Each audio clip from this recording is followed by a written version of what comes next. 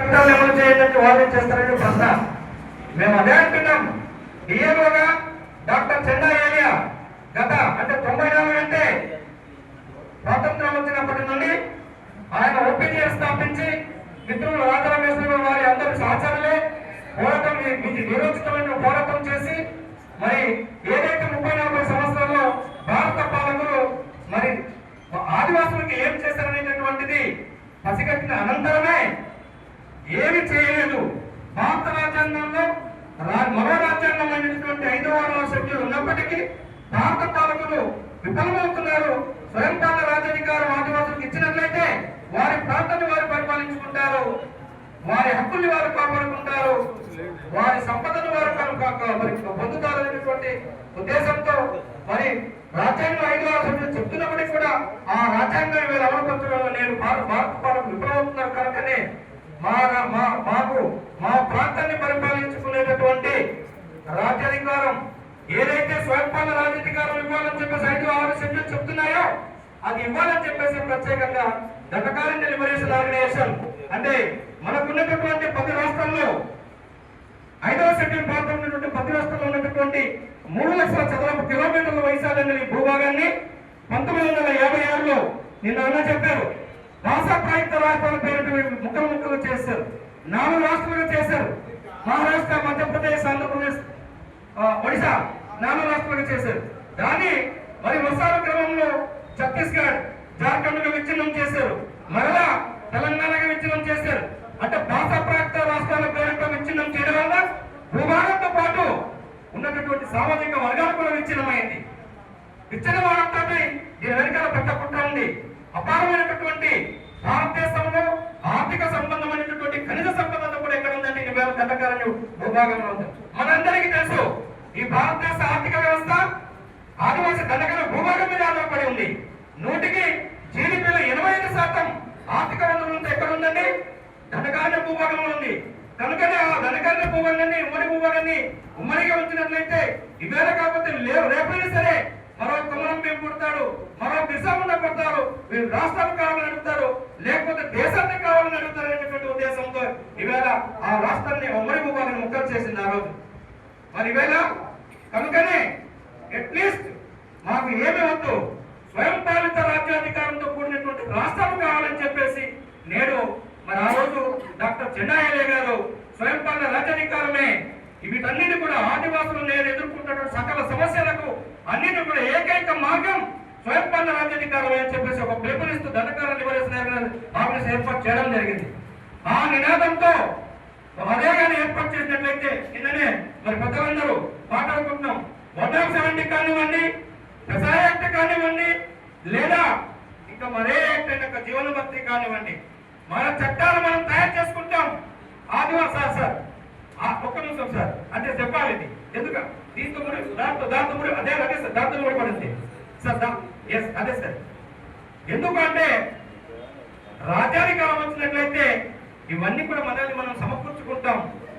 కనుకని ఈవేళ ఎవరైనా వినకపోయినా స్వయం పాలన రాజ్యాధికారాన్ని మన ఏకైక మార్గం అని మాట్లాడుకుంటూ అదే నినాదంతో గత 3 దశాబ్దాలుగా మాట్లాడుకుంటూ వస్తున్నాం. మా సభ్యులు ఏంటంటే సార్ ఇప్పుడు ఈ 5-6 షెడ్యూల్స్ ఏదైతే ప్రసాయక్ అంటున్నామో 107 జీవనం 3 అంటున్నామో కమ్స్ అనేది స్వయం పాలన అటానమస్ రూలింగ్. మన రూలింగ్ వచ్చినట్లు ఇవన్నీ దానికి కిందనే ఉంటుంది. నా నినాదం ఏంటంటే సార్ మీకు అంటే మీరు ఈ గొప్ప కార్యక్రమం జాతీయ సదస్సు ఆదివాసీ సమన్వయ వేదిక రూపంలో మరి స్వయం పాలన రాజ్యాధికార పోరాటం అనేటటువంటి అజెండా మీ అజెండాలో చేస్తే బాగుంటుందని చెప్పేసి ఈ ఆవేదనతో నేను మీ ముందు వ్యక్తపరుస్తున్నాం సార్. మరి జీవోన్న మంత్రి లేకపోతే జీవో 73 లేకపోతే ఇట్లా ఈ జీవోలు ఇవి కాదనేటటువంటి కాదు, కానీ స్వయం పాలన రాజ్యాధికారమే ఏకైక లక్ష్యం అని చెప్పేసి మనం నినాదంతో మరి ఈ జాతీయ స్థాయి మూమెంట్ గా తీసుకెళ్ళినట్లయితే సార్ మీరు చెప్పారు సార్ ఒకటి, నేను సివిల్ ఇంజనీర్ని కోర్టుకు వెళ్తామంటే సార్ 107 కదా నేను ₹1,00,000 ఇస్తాను సార్ నా భరోసా సార్. అదేవిధంగా జాతీయ స్థాయిలో మరి డెడికేటెడ్ గా మనం ముందుకు వెళ్దామని చెప్పేసి అంటే ఈ మూమెంట్ లో మరి ఉద్యోగ సంఘాల తరఫున మిత్రులందరితో పాటు నేను కూడా మీతో సమన్వయం అవుతామని చెప్పేసి నేను తెలియజేసుకుంటున్నా. ఎప్పుడంటే స్వయంపాలన రాజ్యాధికారమే అజెండా అయి ఉండాలి. ఎందుకంటే ఈ డిమాండ్స్ అన్ని కూడా దాని మీదనే వస్తుంది.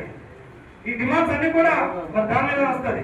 దానికి మరి ఇందాక మట్టడం రాజబాబు గారు చెప్పినటువంటి దాంతో సాగింపుగా మరి వేళ ఈ వేదికలో వచ్చినటువంటిది మరి all India Bahujan Samaj party, అదేవిధంగా ఓకే ఇప్పుడు ఇండిపెండెంట్ భారత ఆదివాసీ పార్టీ మిత్రులు వచ్చారు. మరి ఒకరో ఇద్దరు వచ్చినట్టున్నారు. ఏజెన్సీలో భారతదేశంలో ఎన్ని పార్టీలు ఉన్నాయో విశాఖ ఏజెన్సీలో కూడా అన్ని పార్టీలు ఉన్నారు. ఇప్పుడు మనం వెళ్ళి ఒకటి మాట్లాడితే వాళ్ళు వెళ్ళి ఇంకోటి మాట్లాడుతున్నారు. కనుక భారీ స్థాయిలో వాళ్ళని కూడా ప్రత్యేకంగా ఒక వేదికలో పిలుద్దాం. పిలిచిన తర్వాత ఆదివాసుల పట్ల భారత రాజ్యాంగంలో ఉన్నటువంటి 5-6 షెడ్యూల్స్ పట్ల వారి వైఖరి ఏంటనేటటువంటిది స్పష్టం చేయాలని చెప్పేసి మరి మనం డిమాండ్ చేయడానికి వాళ్ళకి అవకాశం ఇచ్చి ఇప్పుడు మీరు అన్నారు ఒక ప్రతిపాదన చేశారు. ఎవరైతే 5-6 షెడ్యూల్స్ ఆదివాసుల హక్కుల పట్ల స్పష్టంగా లేరో అట్లాంటి వాళ్ళని మనం బహిష్కరించేటటువంటి కార్యక్రమం చేయడానికి కూడా ఈ సమావేశం దోహదపడాలని చెప్పేసి నా సూచన సార్. మరి అంతేకాకుండా మరి ప్రజా సంఘాలు కూడా ఇక్కడ వచ్చినటువంటిది మరి ప్రజా సంఘాలు చాలా తక్కువ. తెలంగాణ మిత్రులు కుటుంబ సోదరులు వచ్చారు. మరి ఇక్కడ నుండి దండకారణ్య లిబరేషన్ ఆర్గనైజేషన్ సంబంధించినటువంటి ఉద్యోగ విద్యా సంఘ మిత్రులు వచ్చారు. మిగతా సంఘాలు మరి ఎవరు వచ్చారో నాకు తెలియదు, కానీ అనేకమైనటువంటి సంఘాలు ఉన్నాయి.